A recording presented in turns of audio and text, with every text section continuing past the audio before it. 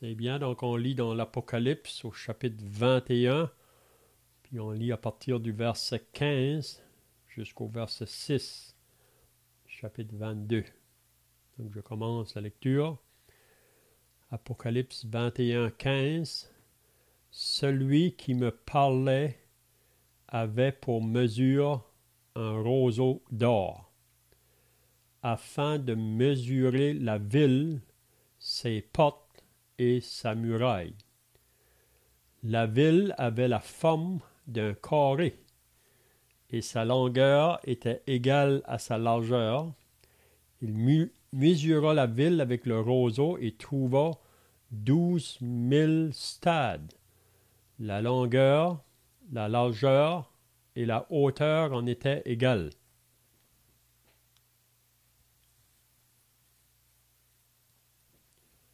Il trouva 144 coudées, mesure d'homme qui était celle de l'ange. La muraille était construite en jaspe et la ville était d'or pur, semblable à du verre pur.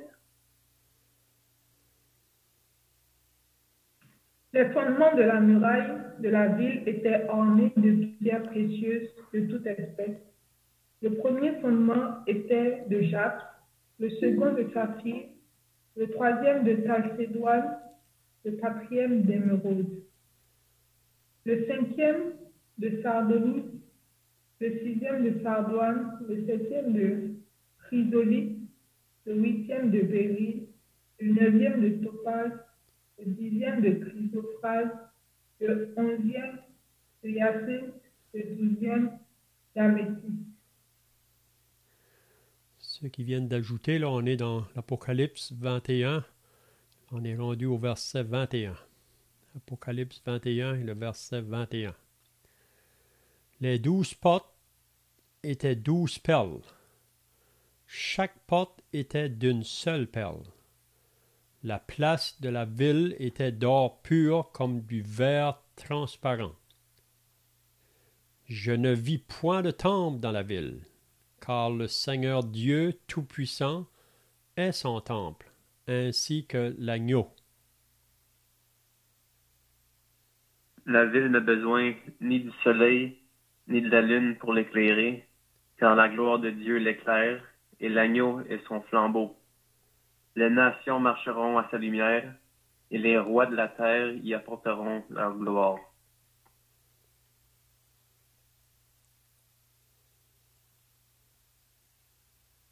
Ces portes ne se fermeront point le jour, car il n'y aura point de nuit. On y apportera la gloire et l'honneur des nations. Il n'entrera chez elles rien de souillé, ni personne qui se livre à l'abomination et au mensonge. Il n'entrera que ceux qui sont écrits dans le livre de vie de l'agneau. Et il me montra un fleuve d'eau de la vie limpide comme du cristal qui sortait du trône de Dieu et de l'agneau.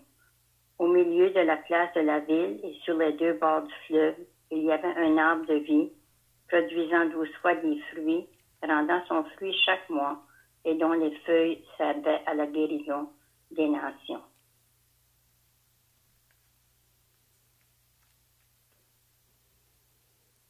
Il n'y aura plus d'anathème. Le trône de Dieu et de l'agneau sera dans la ville. Ses serviteurs le serviront et verront sa face, et son nom sera sur leur front.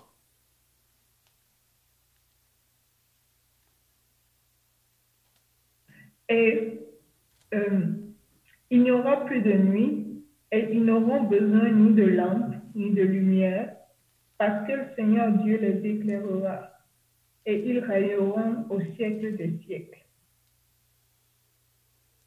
Et il me dit, ces paroles sont certaines et véritables. Et le Seigneur, le Dieu des esprits, des prophètes, a envoyé son ange pour montrer à ses serviteurs les choses qui doivent arriver bientôt. Amen. J'aimerais aussi qu'on lirait dans l'épître de Paul aux Philippiens. L'épître de Paul aux Philippiens. Philippiens au chapitre 3. Si quelqu'un voudrait lire là, le verset 20 et 21. Philippiens 3, le verset 20 et 21. Mais notre cité à nous est dans les cieux, d'où nous attendons aussi comme Sauveur le Seigneur Jésus-Christ, qui transformera le corps de notre humiliation et en le rendant semblable au corps de sa gloire, par le pouvoir qu'il a de s'assujettir toutes choses. Mhm. Puis dans l'Épître aux Hébreux, on pourrait lire aussi l'Épître aux Hébreux, au chapitre 11. Si quelqu'un veut lire le verset 8 à 10, Hébreux 11, du verset 8 à 10.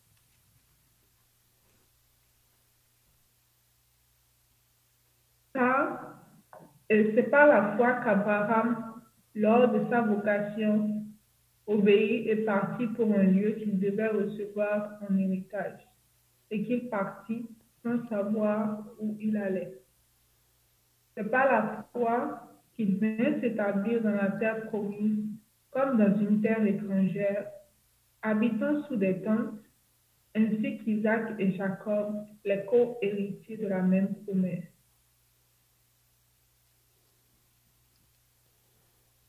Car il attendait la cité qui a de solides fondements, celle dont Dieu est l'architecte et le constructeur. Amen. C'est bien. Donc, si vous étiez là la semaine passée, on avait regardé concernant cette nouvelle Jérusalem, ou cette scène, cette ville saine, la nouvelle Jérusalem. Ça commence à partir du début du chapitre 21. Maintenant, on est rendu vraiment au verset 15 qu'on va prendre ce soir. Donc, si vous vous rappelez, dans les semaines passées, on avait dit que ce nouveau cieux et cette nouvelle terre, c'est vraiment le dernier événement qui devrait prendre place là, dans le plan futur là, de Dieu. Et on disait qu'il y a 7 événements à prendre place dans le plan prophétique de Dieu. Puis ici, ça sera le 7e, le dernier vraiment. On avait dit qu'avant cet événement-là, c'était le jugement dernier, ou le grand trône blanc. Mais après que le jugement dernier sera fini, après que tous ceux qui auront refusé pendant leur vie de venir à Dieu dans la repentance et dans la foi en son Fils, tous ceux qui auront refusé cela, donc c'est eux qui vont être là à ce jugement dernier pour être jugés concernant toute leur vie qu'ils ont vécue sur la terre sans Dieu. Puis on avait vu que chacun sera jugé selon ses œuvres. Même, on voit là qu'au grand trône blanc, il va y avoir des livres de rouverts. Puis il y aura aussi un autre livre, le livre qui est le livre de vie. Donc on croit que les livres qui vont être ouverts là, ça concerne le registre vraiment de la vie de toutes les personnes qui ont vécu sur la terre, tous ceux qui auront refusé de se tourner vers Dieu. Puis ils seront jugés selon leurs œuvres. Tous ceux que leur nom n'est pas écrit dans le livre de vie, parce que pour avoir notre nom écrit dans le livre de vie, c'est en croyant en Jésus. C'est le moment qu'on a reçu Jésus comme Sauveur, comme Seigneur. C'est à ce moment-là qu'on est passé de la mort à la vie. C'est à ce moment-là, comme on lit dans Jean 1, là, qu'il a donné le pouvoir de devenir enfant de Dieu. Donc on est maintenant dans la famille de Dieu. Donc le moment qu'on croit au Seigneur, notre nom est enregistré. Si vous vous rappelez dans Luc au chapitre 10, après que les disciples là, avaient été dans leur travail missionnaire, quand Jésus les avait envoyés, là, puis quand ils sont arrivés à Jésus, ils étaient bien contents de raconter qu'est-ce qu'ils avaient fait, puis même tous les miracles qui a pu être faits. Mais Jésus a dit de ne pas se réjouir de cela, mais il dit « Réjouissez-vous plutôt que vos noms sont écrits dans le livre de vie. » Parce que, vous savez, aujourd'hui, on peut avoir notre nom décrit dans beaucoup de registres sur cette terre, mais c'est tous ces registres-là qui sont associés à la terre, c'est passagère. Je me rappelle une fois que je travaillais avec un homme au travail, puis il était bien fier d'avoir son nom écrit sur le pont de l'île qui traverse du Nouveau-Brunswick sur l'île du Prince-Édouard, là. Parce qu'il avait travaillé là tout le temps de la construction, donc son nom avait été... Il dit qu'il avait placé son nom sur le pont. Mais je lui disais, ça, c'est pas la chose la plus importante. Parce qu'un jour, ce pont-là va être détruit. Mais l'important, c'est d'avoir notre nom décrit dans le livre de vie. Puis ça va être pour toujours. Donc, c'est ça qu'on avait vu concernant le grand trône blanc. Ça nous dit que tous ceux que le nom n'est pas écrit dans le livre de vie seront jetés dans l'étang de feu et de soufre. Donc, ils vont être jetés à la même endroit que le diable a été jeté, puis l'antichrist et le faux prophète. Puis ça nous dit pour être tourmenté jour et nuit, au siècle des siècles, il n'y aura pas de fin. Donc, après le jugement dernier, donc, ce sera le nouveau ciel et la nouvelle terre. On avait vu que c'est complètement quelque chose de nouveau. Et il y a des personnes qui pensent ou qui croient que ça va être cette terre ici qui va être comme renouvelée. Et ils pensent que dans le temps de la tribulation, les jugements qui vont venir, ça va comme purifier cette terre ici, ou le ciel, puis ça va juste être renouvelé de nouveau. Mais moi, j'ai de la difficulté à voir ça parce que dans le premier verset, là, il nous dit « Puis je vis un nouveau ciel et une nouvelle terre, car le premier ciel et la première terre avaient disparu, et la mer n'était plus. » Donc on voit que ça va être quelque chose complètement nouveau, même concernant la nouvelle Jérusalem. Il y a la Jérusalem terrestre, mais ici, il nous parle de la nouvelle Jérusalem. C'est une Jérusalem céleste. Donc, ça va être complètement nouveau. Donc, on avait regardé la semaine passée, à partir du verset 9, on avait vu premièrement l'éclat de cette ville-là. On avait dit que c'était semblable à celui d'une pierre précieuse, d'une pierre de jaspe transparent comme du cristal. Donc, on avait dit que ça va être vraiment là une ville éclairée, puis on ne peut pas décrire la lumière qui va sortir de cette ville-là, parce qu'on voit là que même les fondements, c'est tout vraiment des pierres vraiment précieuses. Puis vous pouvez penser, même l'or qui va se trouver là, dans cette ville-là, on ne peut pas décrire vraiment la brillance de cette ville-là. Oui. Puis même, on a vu dans la lecture ce soir, là, la ville n'a pas besoin de soleil, ni du soleil, ni de la lune pour l'éclairer. Car la gloire de Dieu l'éclaire et l'agneau est son flambeau. Donc, ça va être une ville qui va être illuminée par la lumière de Dieu. Et on ne peut pas vraiment décrire ça. Comment ça va être, mais seulement lire ces paroles-là, ça nous donne l'envie d'être là. Puis on sait que tous ceux qui sont sauvés seront là un jour. La raison que j'ai voulu lire dans l'Épître aux Philippiens, Paul nous parle de notre cité, que c'est pas d'ici-bas, on a une cité en haut. Puis même Abraham attendait cette cité. Donc, on voit que ceux qui sont associés au peuple de l'Ancienne Alliance et ceux qui sont associés à la Nouvelle Alliance, on va faire partie de cette cité-là. Donc, je ne sais pas si que Quelqu'un a des questions ou des pensées là, de ce qu'on avait vu la semaine passée? Sinon, on va commencer au verset 15.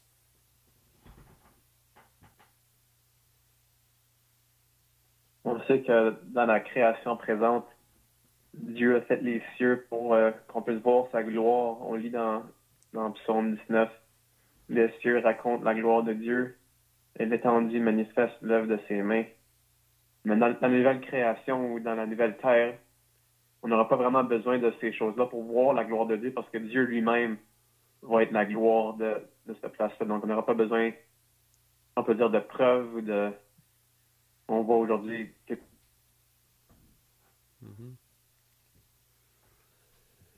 Oui, c'est vrai parce qu'aujourd'hui, même dans l'Épître aux Romains, on lit ça, là, que Dieu parle par le moyen de sa création. On dit qu'il y a 3 manières que Dieu parle aux hommes aujourd'hui. C'est par le moyen de sa création, par sa parole, puis aussi par la conscience. Donc, il n'y a personne un jour qui aura des excuses à apporter à Dieu parce que Dieu parle et de différentes manières à l'homme.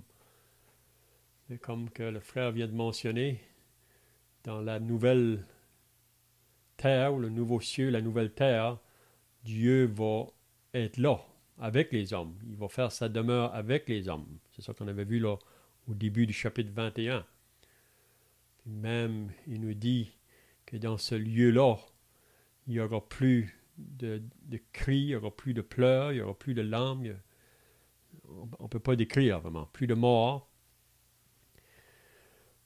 OK, donc le verset 15, ça dit « Celui qui me parlait avait pour mesure un roseau d'or afin de mesurer la ville, ses portes et sa muraille. » Donc, celui qui me parlait, ça nous parle vraiment de l'ange. Le verset 9, là, il parle d'un des 7 anges qui tenait les 7 coupes. C'est lui vraiment qui parlait à Jean. Puis ça nous dit qu'il avait une mesure d'or. Puis la raison de cette mesure-là, c'était pour mesurer la ville, ses portes et sa muraille. Donc il y a beaucoup de détails vraiment qui est mentionné ici dans le chapitre 21 concernant cette nouvelle Jérusalem, cette ville qui va descendre du ciel. Il donne même des mesures. C'est pour ça que moi je crois que c'est une ville réellement littérale. Il y en a qui pensent que c'est peut-être simplement quelque chose de symbolique, mais pour moi, il y a trop de détails pour que ça soit seulement symbolique. Donc, on voit ça ailleurs aussi. Si vous lisez dans Ézéchiel, quand Ézéchiel a été amené là pour voir concernant le temple qui sera bâti dans le millénium, il y a beaucoup de détails. Quand on lit là, à partir du chapitre 40, je pense d'Ézéchiel jusqu'à la fin, beaucoup de détails concernant la construction de ce temple-là. Donc ici, on voit un peu la même chose concernant cette ville-là. Beaucoup de détails. Beaucoup de mesures qui nous sont données.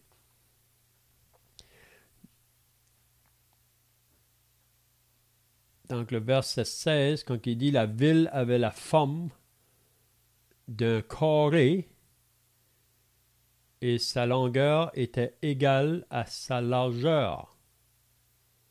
Il mesura la ville avec le roseau et trouva 12 000 stades. La longueur, la largeur et la hauteur en étaient égales. » Donc ici, il nous donne la mesure de cette ville-là. Puis pour moi, si on calcule vraiment qu'est-ce que ça comprend, là, 12 000 stades, c'est une très grande ville. Je ne pense pas qu'il y ait une ville sur la Terre présentement qui ait la grandeur de cette ville-là. Oui. Donc, il y en a qui voient cette ville-là comme un cube, ou il y en a qui disent que ça peut être un triangle, mais c'est difficile à dire, là. Mais est-ce que vous avez déjà arrêté pour calculer la longueur de cette ville-là, elle est aussi large qu'elle est longue, puis elle est la même hauteur. C'est égaux partout. Est-ce que vous savez qu'est-ce que c'est, 1000 stades? Quelqu'un sait?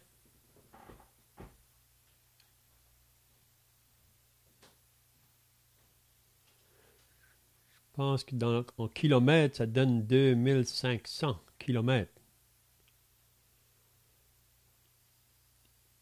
Ou 1200 000 de long. Donc, vous pouvez vous imaginer. Je pense que la ville de Montréal a seulement 35 000 de long par 12 000 de large. C'est vrai que c'est sur une île, là. Puis probablement, vous connaissez les mesures ou les grandeurs de d'autres villes dans ce monde. Mais ici, ça va être une très grande ville. Est-ce que quelqu'un d'autre pense ici?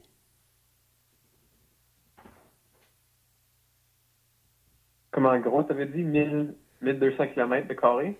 2500, je pense. Si je ne me trompe pas, là. Quand il parle de 12 000 stades, ouais. ça peut donner à peu près ça, là. Donc, on pourrait quasiment conclure que, je sais que c'est impossible à dire vraiment, mais peut-être que la nouvelle Terre va être beaucoup plus grosse que la Terre présente. C'est ça. C'est ici, ça comprend juste la ville sainte qui descend du ciel. On dit que ça va être la capitale de la Terre, vraiment. Et ça va être le centre. C'est de là, vraiment, que toute chose va fonctionner, dans un sens, là. Parce qu'on va voir plus bas, là, qu'il va y avoir des nations qui vont être là, à ce moment-là, des rois même. Mais ils vont tous avoir affaire associés à cette ville-là. Puis je crois que nous qui sommes associés à l'Église, on est l'épouse de Christ, donc on est de ceux qui vont toujours être à côté de notre époux, associés avec cette ville-là. C'est possible on va être dans cette ville-là, mais aussi on pourrait probablement sortir en dehors de là. Puis, c'est pas tout décrit vraiment qu'est-ce qui va se passer là, mais on va être bien occupé là. Souvent, quand on décrit, il y a beaucoup de personnes qui essaient de décrire qu'est-ce que ça va être au ciel. On dirait qu'ils ne mettent pas grand détail. C'est comme si on va juste être des anges qui vont voler ici et là. Mais pour moi, il va y avoir beaucoup d'activités là. Beaucoup d'activités. Les nations, on va y arriver bientôt, mais tu penses que c'est qui la nation d'Israël, ceux qui ont été rachetés par après? Ou? Oui, il y en a qui pensent que les nations, c'est ceux qui vont vraiment là, vivre dans le millénium. Et ceux qui ont rentré dans le millénium, on sait que ceux qui ont rentré là au début, c'est ceux qui avaient été sauvés dans la grande tribulation, là, qui ont entré dans le millénium. On dit que dans le millénium, c'est tous des croyants qui vont faire leur entrée là. Hein? Ils vont voir, après ça va peupler pendant 1000 ans, là, il va y avoir beaucoup de gens. Mais on sait qu'à la fin, quand que Satan est relâché de sa prison, il va encore entraîner une armée avec lui, là. Mais ensuite, on sait qu'ils vont être détruits, cette armée-là. Mais il va y avoir des peuples là, probablement c'est eux qui vont être associés à ces nations-là. Là.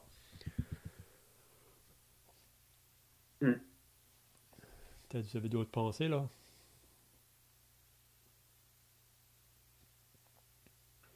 OK, si on va au verset 17, ça dit qu'il mesura la muraille. Donc, avec le roseau qu'il avait pour mesurer, là, premièrement, il mesure la ville.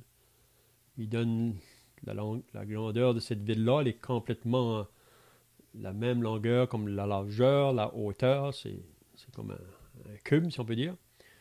Mais là, après ça, ils vont mesurer la muraille. Puis il nous dit, il trouva 144 coudées. Mesure d'homme qui était celle de l'ange. Donc, c'est assez haut, si on peut dire, cette muraille. 144 coudées.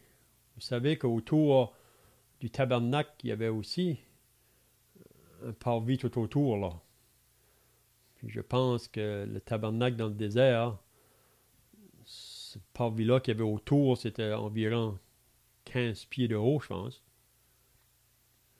Mais ici, ça dit 144 coudées. Une mesure d'une coudée, ça nous dit que c'est de 18 à 21 pouces. Ça peut varier. Hein? Vous savez qu'est-ce que c'est une coudée? Ça me semble la mesure d'un bras, disons, du poignet jusqu'au coude, ou est-ce que je me C'est trompe? ça, c'est ça. Ils disent que c'est au coude jusqu'au bout des doigts. Là. Si tu mets ton coude sur la table, il y en a qui vont 19,5, 20, 21. C'est très rare que c'est plus que 21. Ça peut arriver, mais c'est très rare. Donc, si on calcule ça, c'est comme l'arche de Noé. Ça dit qu'il avait 300 coudées de long. Hein? Donc, ici, vous pourrez faire le calcul. Là, 144, si on met ça à 18 pouces, ça fait une muraille assez haute. Puis, il nous dit que cette muraille-là était construite en jaspe. Donc, ça veut dire ça va être quelque chose de frappant, vraiment. En jaspe. Et la ville était d'or pur, semblable à du verre pur. Donc, la ville au complète, c'est de l'or pur. Vous pouvez vous imaginer la brillance qui va sortir de cette ville-là. On ne peut pas le décrire vraiment. C'est pour ça que l'apôtre Paul, vous vous rappelez, quand il a été ravi jusqu'au 3e ciel, là, il dit qu'il a entendu des choses là, puis aussi probablement qu'il a vu des choses, mais il dit qu'il ne pouvait pas l'exprimer en parole. Donc ici, on peut simplement là s'imaginer. Hein? Et aussi, je voulais faire une remarque comme il y a des pays, je pense à l'Arabie Saoudite ou Dubaï par exemple.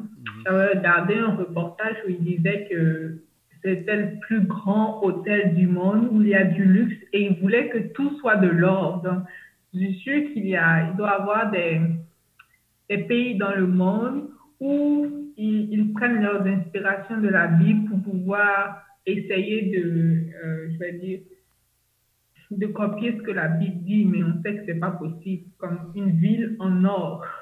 C'est ça. Mais à Dubaï, ils ont fait un hôtel où ils voulaient faire tout en or, mais c'est pas vraiment l'or original. Ils ont trouvé un truc semblable, mais c'est pas de l'or. Donc ça m'a fait penser à ça. On a vu. C'est ça. Les hommes aujourd'hui peuvent essayer de copier ça en miniature, parce qu'il y a quand même des personnes, je pense, qui ont... C'est un peu comme le tabernacle dans le désert. Là. Il y en a qui ont fait des copies de ça. Puis il y a des personnes qui ont pu aller dans beaucoup de détails. La même chose avec la ville ici. Ils peuvent faire ça en miniature, juste pour avoir le portrait, là, de qu'est-ce que ça pourrait ressembler. Mais j'ai hâte d'arriver là. Je ne sais pas si vous autres avez hâte d'arriver là. Ça va être tout quelque chose. Parce que le monde aujourd'hui court. Vous savez, quand Salomon dit que l'œil n'est jamais rassasié de voir, puis l'oreille n'est jamais rassasiée d'entendre, l'homme est toujours, on dirait, à chercher pour voir des choses. C'est juste normal, voir les belles choses de la création de Dieu. Mais on sait que à cause du péché, cette terre ici, vraiment, elle a été brisée. Il y a des choses qui sont beaux, mais ça sera jamais, c'est jamais comparable à ce qui va être là.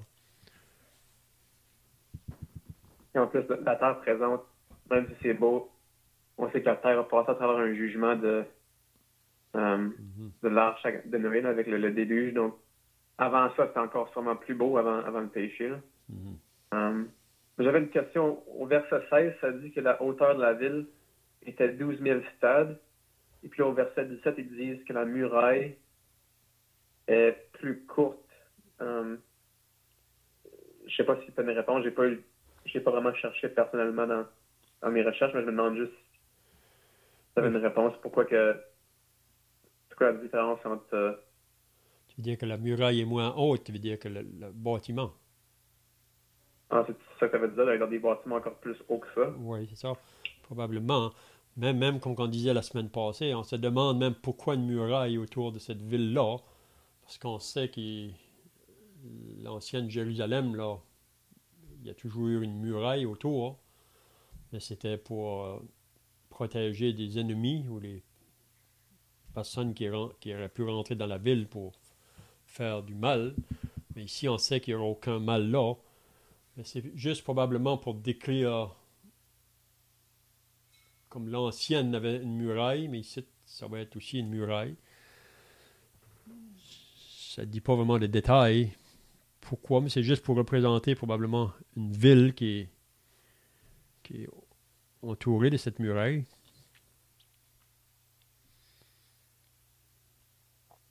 Je me dis aussi, vu qu'ils disent plus loin, comme au verset 27, ça dit qu'il n'y a rien de souillé qui doit entrer, etc.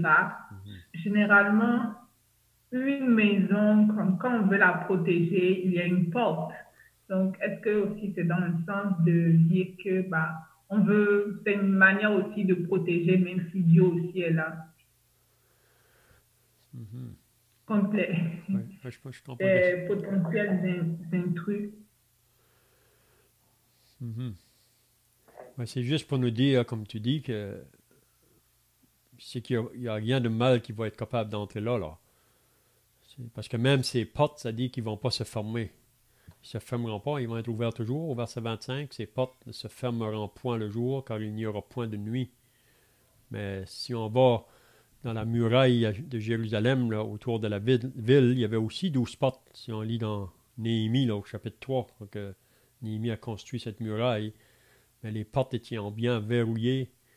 Puis c'est juste pendant le jour qu'on les rouvrait, le soir, ils étaient toutes fermées. Mais là, on n'aura pas besoin de voir les portes fermées. Ouais, puis je pense, vu qu'on peut se poser la question en verset 25, s'il dit que les portes ne se fermeront pas, pourquoi même avoir des portes? Mais je pense que l'idée, c'est vraiment représentatif de la Jérusalem présente sur la terre. C'est comme, je pourrais dire, un symbole. C'est pas nécessairement que cette ville-là a besoin de portes ou a besoin de murailles, mais c'est pour mettre en place ce qui a failli à cause du péché, que tout va être refait avec l'ordre et la perfection dans les cieux. Donc, Jérusalem ici-bas, des murailles, des portes. Ça va être de même dans les lieux célestes, mais ça va être, on pourrait dire, pas nécessaire, mais ils vont quand même être là. Oui, puis on avait dit au verset 12 qu'il y avait les noms des 12 fils d'Israël qui vont être écrits sur ces portes-là. Hein? Même ça dit qu'il va y avoir 12 anges. Il avait 12 portes et sur les portes, 12 anges. Donc, pourquoi les anges là? Là, c'est la même chose. Ça représente probablement quelque chose, là, mais c'est toutes des choses qu'on peut continuer à faire des recherches. On a toute notre vie à faire, des recherches. Mais probablement qu'on ne pourra jamais arriver à le décrire comme qu'est-ce que ça va être quand on va arriver là. Hein? Le verset 19, les fondements de la muraille de la ville étaient ornés de pierres précieuses. Puis on avait vu aussi que les fondements portent les noms des 12 apôtres. Il y a 12 fondements. Donc c'est tout quelque chose là. Les fondements de la muraille de la ville étaient ornés de pierres précieuses, de toute espèce. Puis là, il mentionne les différentes pierres en rapport avec ces fondements-là. La première était de jaspe, l'autre de saphir, de chalcédoine, d'émeraude, de sardonyx. Il mentionne toutes ces pierres-là. Donc, vous pouvez vous imaginer aussi qu'est-ce qui va sortir de ça, là. Tout le reflet, la brillance. Il dit que les 12 portes au verset 21 étaient 12 perles. Chaque porte était d'une seule perle. Vous pensez, les portes comme des perles.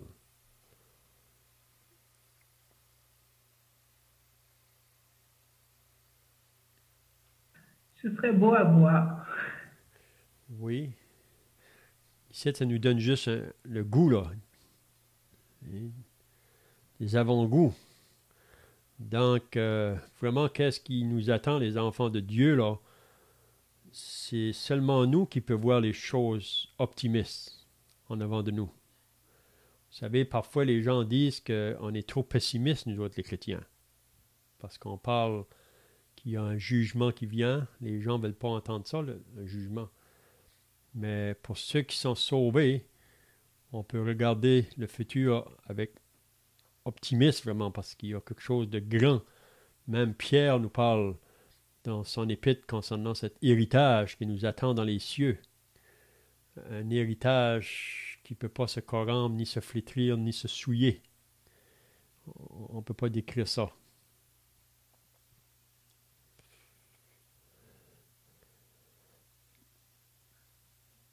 Donc le 21 encore, il va dire que la place de la ville était d'or pur comme du verre transparent.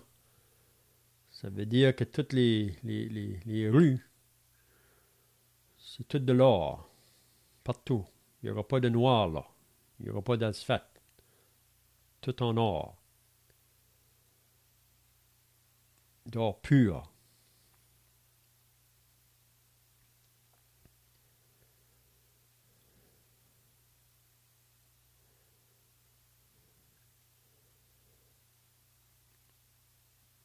Verset 22, je ne vis point de temple dans la ville. Donc c'est pour ça qu'on dit ici, il ne faut pas mélanger là, le millénium avec le nouveau ciel et la nouvelle terre. Parce que dans le millénium, il y aura un temple de construit là. On sait qu'il va y avoir un temple de construit dans la tribulation. Il y aura aussi un temple dans le millénium. Tous les détails de ce temple-là, c'est mentionné dans Ézéchiel. Mais c'est pour ça ici, là, ça dit qu'il n'y aura pas de temple dans cette ville-là. Puis il nous dit la raison. Car le Seigneur Dieu Tout-Puissant est son temple, ainsi que l'agneau. Donc, le Seigneur Dieu sera là.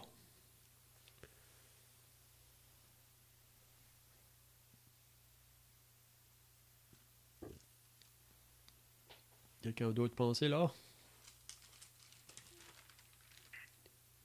C'est comme le passage, je me rappelle plus dans Hébreu, quoi, quand il dit Dieu n'a pas besoin de temple fait avec des mains, comme s'il a besoin de quelque chose. Mm-hmm. Alors on voit ici que Dieu habite dans une place que aucun homme a construit, vraiment, c'est, on pourrait dire, ça vient de lui-même. Mm-hmm. C'est ça.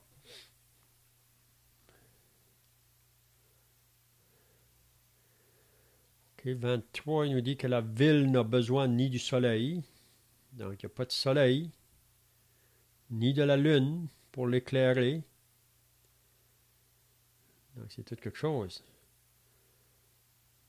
Parce que le soleil, la lune et les étoiles, quand Dieu a créé ça au début de la Genèse, là, c'était pour marquer les époques, les saisons. Même le soleil, c'est le grand luminaire. La lune, c'est le petit luminaire pour la nuit. Le soleil, c'est pour le jour. Mais on sait que quand Dieu a créé au début, il a même fait une séparation avec la lumière et les ténèbres. Mais ici, dans le nouveau ciel, la nouvelle terre, les ténèbres n'auront pas de place là. Oui. La raison que les ténèbres sont mentionnées même au début, c'est parce que Dieu, quand il a créé, même avant de créer toute chose, sa créature, même les anges ou les hommes, Dieu savait tout en avance vraiment. Qu'il y avait une possibilité pour l'homme de faire des décisions là, dans sa propre volonté. Et Dieu n'a pas fait les hommes comme des robots. Pourquoi les ténèbres ont été mentionnées au début, c'est parce que Dieu, dans son plan souverain, il connaissait d'avance les décisions que l'homme allait faire. Puis, le moment qu'on désobéit Dieu, on est toujours associé aux ténèbres, là, quand on est dans la désobéissance. Mais ici, il n'y aura jamais plus de désobéissance dans le nouveau ciel et la nouvelle terre. Le péché ne va jamais rentrer là. Donc c'est pour ça qu'il n'y a plus de ténèbres dans cet endroit-là. On n'aura plus à mentionner les ténèbres. La ville n'a besoin ni de soleil ni de la lune pour l'éclairer, car la gloire de Dieu l'éclaire et l'agneau est son flambeau. Donc, c'est Dieu qui va éclairer toute la ville.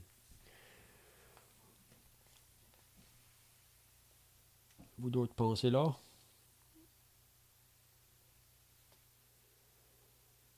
Donc 24, les nations marcheront à sa lumière. Donc il y aura des nations, même et les rois de la terre y apporteront leur gloire. Donc il va y avoir tout un va-et-vient, si on peut dire, là, associé avec cette ville-là. Là. Comme je disais tout à l'heure, pour moi, cette ville-là, c'est la capitale de toute la terre. Donc toutes les choses qui vont se faire, ça va être associé avec cette ville-là. Ces portes ne se fermeront point le jour, car là, il n'y aura point de nuit. Donc, on n'aura pas besoin de verrouiller les portes, il n'y aura plus de voleurs. Aujourd'hui, il faut qu'on verrouille tout. Oui. Mais dans ce temps-là, dans ce lieu-là, il n'y a plus de voleurs. On y apportera la gloire et l'honneur des nations. Tout va aller. Parce qu'on sait que dans le millénium, c'est vraiment Israël qui sera à la tête des nations. Mais ici, c'est peut-être aussi la même chose. C'est peut-être parce qu'Israël est toujours un peu comme l'Église. L'Église, pour moi, est vraiment le plus près, là, on dirait, avec le Seigneur, l'épouse, avec l'époux. Mais Israël est toujours comme une nation, est toujours comme on vit à la tête, si on peut dire toujours. C'était le plan de Dieu depuis le début avec Israël. À cause de leur désobéissance, ils n'ont pas pu garder cette place-là. Ok, le verset 27, c'est un peu la même chose qu'on a vu au verset 8. Le verset 8, quand il parlait là, pour les lâches, les incrédules, les abominables, les meurtriers, les impudiques, les enchanteurs, les idolâtres et tous les menteurs, leur part sera dans l'étang ardent de feu et de soufre, ce qui est la seconde mort. Donc on avait vu le verset 7 et 8, que même ici, c'est comme dans les 2 derniers chapitres de l'Apocalypse, là, c'est comme un appel encore aux pécheurs de venir. Hein? Puis il nous fait bien comprendre que ceux qui vont rester dans leur péché, qui vont refuser de croire au Seigneur Jésus, ils ne pourront pas être là. Donc il dit un peu la même chose ici, il n'entrera chez elle rien de souillé, ni personne qui se livre à l'abomination et au mensonge. Il n'entrera que ceux qui sont écrits dans le livre de vie de l'agneau. Donc, pour rentrer dans cette ville-là, il faut être maintenant soit écrit dans le livre de vie de l'agneau.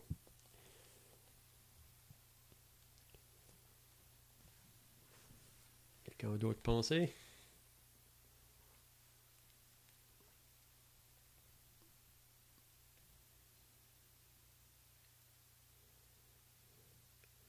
Si vous vous rappelez au chapitre 21, au début, ça nous dit que dans le nouveau ciel, la nouvelle terre, il n'y aura plus de mer. Il n'y a plus de mer. Mais ici, au verset 1 du chapitre 22, il nous parle d'un fleuve d'eau qui va sortir de cette ville-là. Là. C'est un peu la même chose dans Ézéchiel, on voit un peu la même chose. Mais ça sera dans le temple, dans le millénium. Mais ici, il nous parle d'un fleuve d'eau de la vie, limpide comme du cristal. Il n'y a pas d'eau comme ça sur cette terre ici. Depuis que le péché est entré, l'eau a été polluée, si on peut dire partout. Mais là, ça va être un fleuve d'eau de la vie limpide comme du cristal qui sortait du trône de Dieu et de l'agneau. Donc, ça sort vraiment du trône de Dieu. Ça va être à travers de cette ville-là. Puis il nous dit qu'au milieu de la place de la ville et sur les 2 bords du fleuve, il y avait un arbre de vie. Vous vous rappelez de l'arbre de vie? Il nous parle d'un arbre de vie ici. Adam et Ève ont été chassés du jardin d'Éden. Ils ne pouvaient plus avoir accès à cet arbre de vie-là qui était au milieu du jardin. Je pense ici, ça nous parle de cet arbre-là, mais maintenant ici, ceux qui vont être là, ils vont être capables de manger à cet arbre-là. Il y avait un arbre de vie. Puis qu'est-ce que cet arbre de vie-là fait? Il produit 12 fois des fruits. Vous pouvez vous imaginer. Il va produire ses fruits à tous les mois, rendant son fruit chaque mois. et dont les feuilles servaient à la guérison des nations. Qu'est-ce qu'il veut dire ici? Moi, j'ai un peu de misère à comprendre ce verset-là aussi parce que, d'après moi, ceux qui sont là, il n'y a plus de maladie, il n'y a plus de... Il n'y a plus de pleurs, il n'y a plus de larmes, plus de mort. Alors, pourquoi la guérison? La guérison de quoi, je sais pas, là. Mhm. Donc, c'est l'idée parce qu'on va être associé à l'arbre de vie. C'est même au ciel, on n'aura pas besoin de manger vraiment. Parce que je pense qu'il y a une place qui nous dit ça, là, qu'on n'aura plus faim. Mais c'est l'idée que cet arbre-là, c'est l'arbre de vie. Donc, quand on parle de la guérison, c'est l'idée pour moi que on va toujours avoir une bonne santé. Vous savez, sur la Terre, ici, on n'a pas d'une bonne santé. On est toujours affecté à un moment ou l'autre. On a toujours un malaise. Hein? Mais pouvez-vous vous imaginer d'être dans un endroit où il n'y a plus de maladie, là? Il n'y a plus aucun malaise dans le corps. On sait qu'on va avoir des corps glorifiés aussi pour habiter là.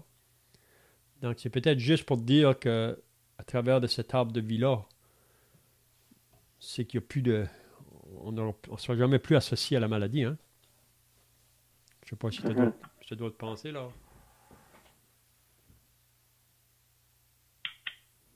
Même avec l'arbre de vie, j'ai souvent eu des questions parce que moi, je pense pas qu'on aurait besoin de l'arbre de vie, de manger de cet arbre-là pour vivre, parce qu'on va vivre éternellement à cause qu'on a la vie éternelle.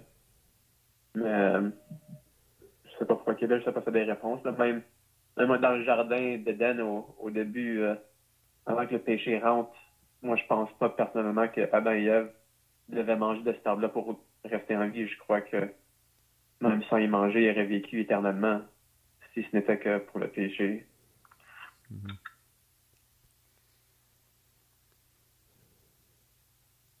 Non, je sais pas si c'est symbolique plus qu'autre chose. Mm-hmm. Peut-être. Mm-hmm.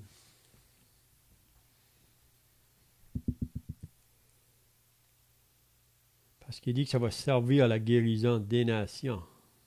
C'est ceux qui, probablement, qui sortent du millénium, qui vont être là. C'est vraiment difficile à dire.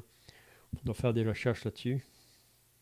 Mais comme je dis, on ne peut pas avoir la réponse à tout.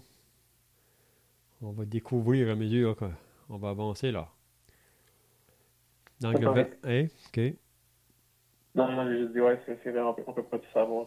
Mm-hmm. Je pense pas que Dieu veut qu'on sache tout non plus, là, juste se reposer sur ses écritures. Mm-hmm. Mm-hmm.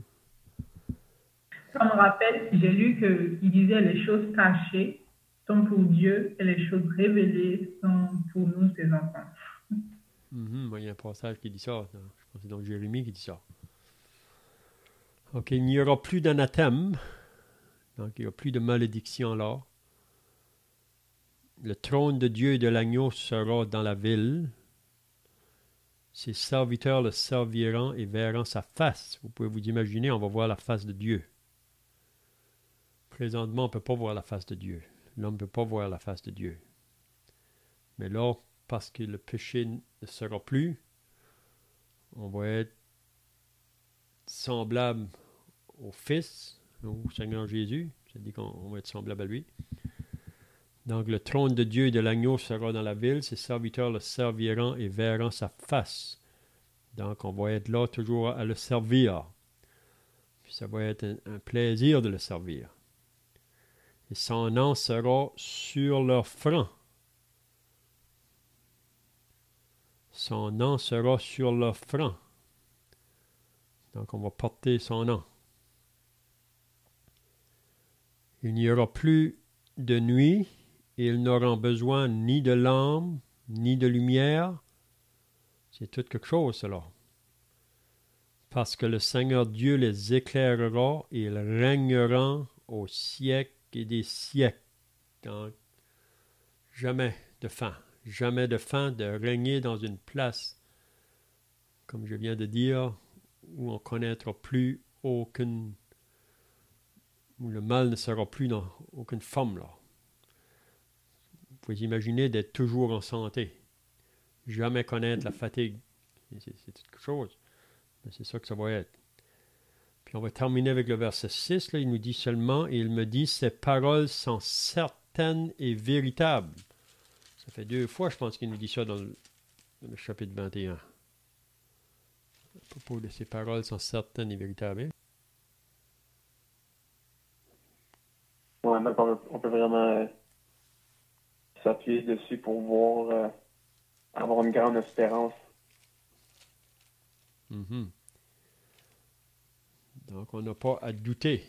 Et qu'est-ce que Jean nous révèle ici? Ces paroles sont certaines et véritables, et le Seigneur, le Dieu des esprits des prophètes, le Seigneur, le Dieu des esprits des prophètes, a envoyé son ange pour montrer à ses serviteurs les choses qui doivent arriver bientôt. Donc, ces choses-là vont arriver bientôt. C'était bientôt pour Jean dans ce temps-là, 2000 ans passés, c'est encore beaucoup plus bientôt pour nous. Mais on sait qu'avec Dieu, 1000 ans est comme un jour est comme 1000 ans. Ben, c'est bien, on va terminer là pour ce soir. C'est comme j'ai dit, c'est juste une petite aperçu.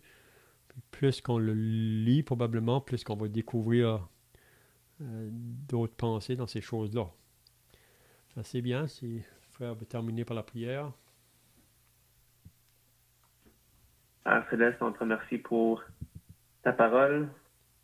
C'est que ton Fils est venu dans le monde pour nous sauver de nos péchés, nous donner une sainte espérance, et aussi que les Écritures nous sont données pour qu'on puisse le savoir et le connaître, et même savoir les choses qui sont à venir. Et on prie que tu nous aides continuellement à passer du temps dans les Écritures et à s'appuyer dessus elles. On sait qu'elles sont des paroles de vie, des paroles de vérité, la seule vérité dans ce monde, la seule chose qui ne va pas être détruite, ta parole qui va durer éternellement. On te remercie pour ce temps passé dans les Écritures en étudiant. On sait que on ne connaît pas toutes choses, mais on prie que tu puisses nous donner l'éclairement, nous donner de la sagesse par rapport aux choses divines. On reconnaît qu'on est limité, mais que tu puisses nous révéler les choses que tu souhaites qu'on sache. Et puis, on te remercie pour toutes tes bontés. Et on remet nos séjours entre tes mains. On prie que tu nous préserves et nous aides à te servir fidèlement jusqu'à la fin. J'ai envie de dire que ces choses arrivent bientôt. Donc, il n'est pas le temps de s'affaiblir. Renforcez-nous et préserve-nous jusqu'à la fin. On prie ces choses au nom du Seigneur Jésus. Amen. Amen. Amen.